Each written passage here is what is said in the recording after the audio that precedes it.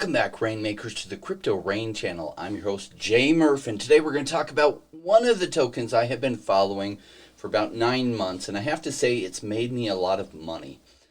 And so I think it's been gearing up for a while now for some more action, and I want to show you what's going on with the charts. But before we get too far into it, let's go ahead and get this party started.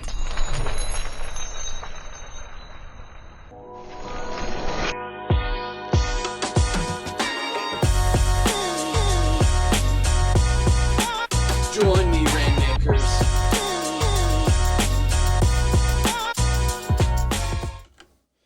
Now, if you are like me, you're constantly asking yourself, how can I get 10x, 20x, 30x gains, 50x gains, or 100x gains?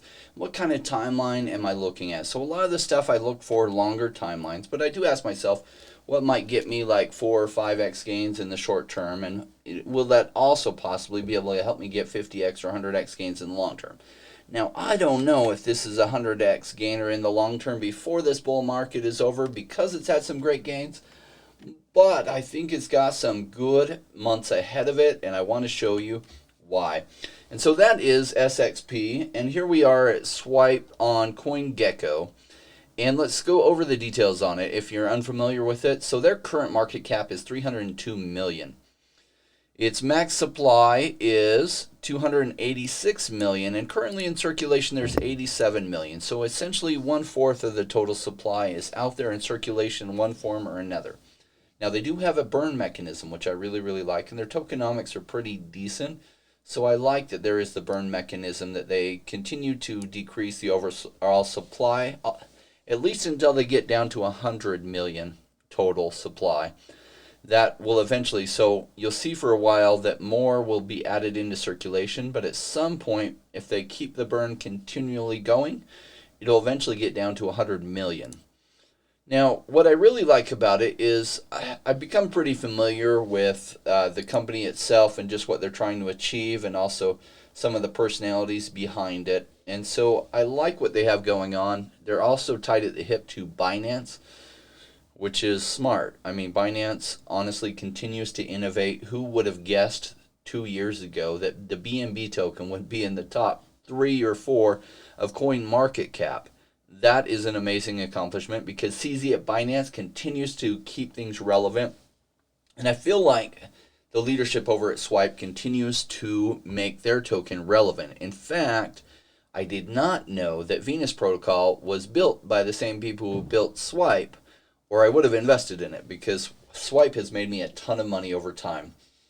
And so I passed it up because actually looking at Venus, they used some default images on their site, and they look nice, but I've actually seen those default images before 3 or 4 different times on different websites. So I knew that they just grabbed those and put together this site. I did not know that they were built by the people who built Swipe, or I totally would have invested.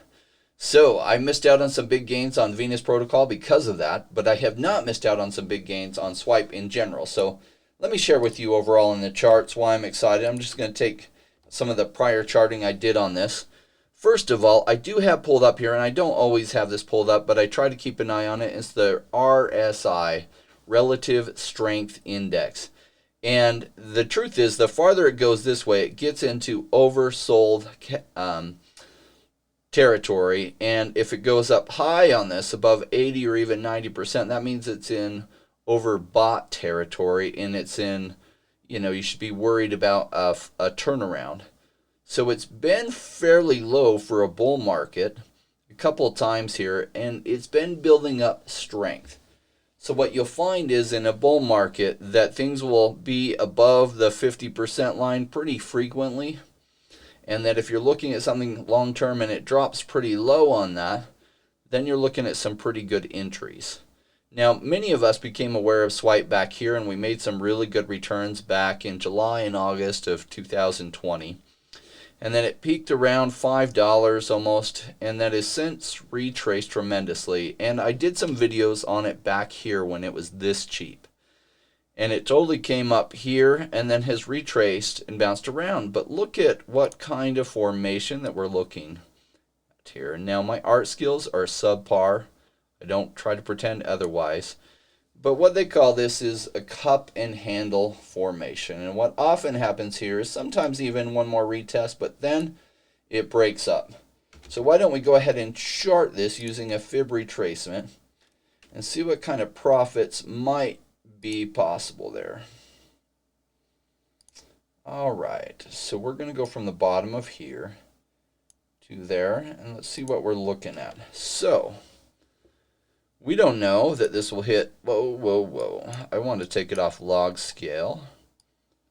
And let me get re-zoomed in here, because I like to look on the lower time frames. Log scale makes sense in certain time frames, but this is what we're looking at, that this cup and handle. Now, if it totally runs, it's going to run pretty hard, is my guess. And we could be looking at breakouts to the $8 or a higher $9 level. Now, it could even break higher and go up as high as here. But if you think about it, we're looking at possible 2.5x, 3x, or possibly even higher. Now, the question is, how close to the end of this bull run are we? Because if we're really close to the end of the bull run, guess what? We might see some crazy numbers out of this. And if we see absolute craziness and utter craziness, those are some good times to take profits. Now, we're starting to see some indicators of the utter craziness. Have any of you been trying to get some of the NBA Top Shot packs? And literally, they'll be dropping 75,000 packs, and they'll have 350,000 people waiting in line. That's the kind of craziness you see near the end of the bull cycle. But you'll see a lot of that throughout a lot of things. And so that in and of itself, just happening specific to that, doesn't tell you we're right near the end. But it's an indicator that we're getting there. Does that make sense? All right. So we're looking at a couple of handle here. So, this is going to be my take profit 1 zone in here and my take profit 2 zone. I did just load up on some more swipe. When I was looking at this formation, I was like, that looks fantastic. So I wanted to point out some other things. Now, so much of the last 6 weeks has been completely devoured by NFTs and gaming. And you've seen Ecomi going crazy. You've seen the Flow blockchain going crazy. If you invested in the NBA Top Shots prior to 3 months ago, you've seen your portfolio go absolutely crazy on that. You've seen everything related to gaming in one form or fashion go absolutely crazy. But it's probably near the end of its mini cycle, meaning a lot of times things run pretty strongly for about 6 weeks, and everyone thinks, oh, NFTs, and it actually did that way back last year. I can't remember if it was September or whatever, and then kind of the whole market then moves its focus to something else. So what I look at is, okay, where are we now? But more importantly, what might be coming next? So swipe is one definitely on my radar. Another one I wanted to share with you is Link is looking pretty good, and it's probably going to go through a breakout. And one of the ways you can tell is think about what are some of the good long-term projects that I haven't heard mentioned a lot in the last 4 weeks. That's your clue to then look closer, right? Now, I like Ecomi, I like the Omi token, I like, Dapper Labs and the Flow blockchain, though I don't hold any of the Flow blockchain. But it's been like, it's had some of its massive gains, and it sometime soon is usually going to be a retracement, even when we're in a bull cycle. So that's not a time I'm chasing those kind of things, right? Some of those are boats that have left the harbor, and then trying to swim out to them means you're passing up boats that are just gearing up, about to leave. What I see with this, with some of these, is a boat that's gearing up and probably about to leave the harbor. Now, none of this is financial advice. This is just what I'm looking at for my own personal investments. Not that I'm recommending it to you, because really you have to figure out what fits into your own goals. Talk to your own financial advisor. That may be you. You might have one, but I'm not here to give financial advice. I'm just a crypto investor myself, telling you what I'm looking at and why I'm making the decisions I'm looking at. So here we're seeing on DOT, pretty low on the RSI for a bull market. So we're looking at some good stuff. At these points, you could get more technical and you could wait till you see exactly a breakout and then buy in. What I do is when I see prices that are pretty attractive, because I don't check the prices all the time. I'm not sitting at the computer 12 hours a day. I just find prices that are attractive and I buy some. And I've been stocking up on DOT now for a couple of weeks. And I might even stock up on some more. One of the other ones that's looking pretty good, well, Cardano is.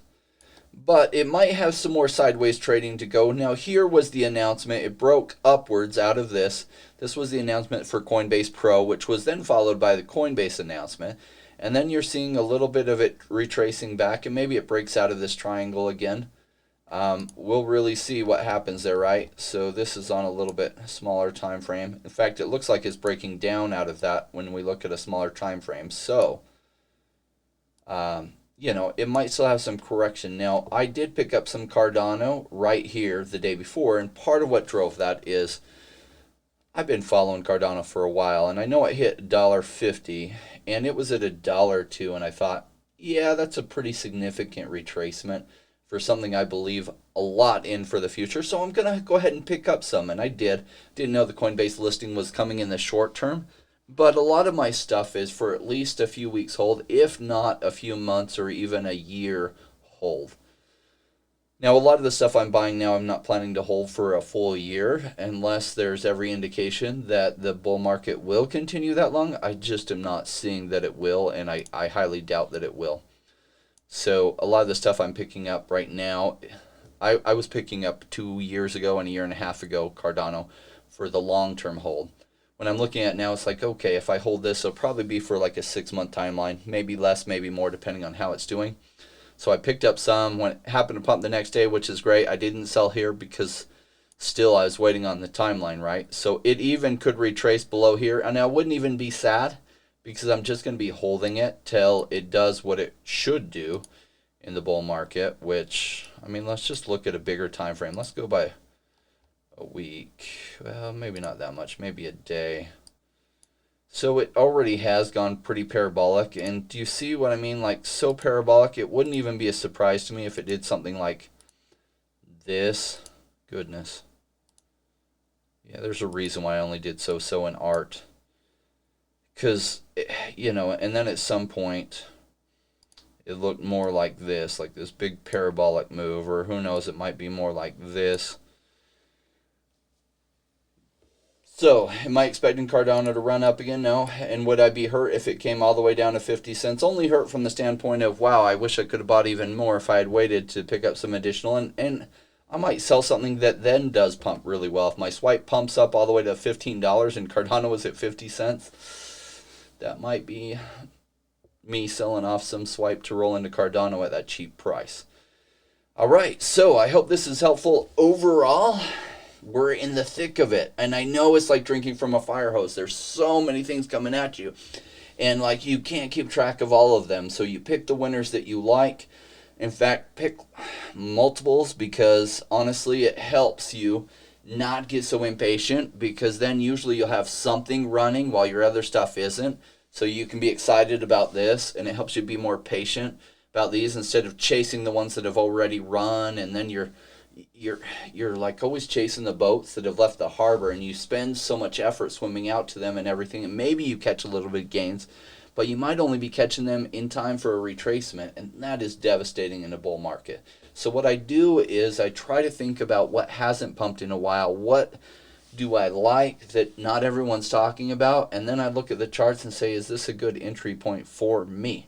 That's how I run it. So guys, I will let you go with that, and we will see you next time. Oh, by the way, Telegram channel, and it's going to be in the description, and one of our amazing subscribers is helping moderate that for us.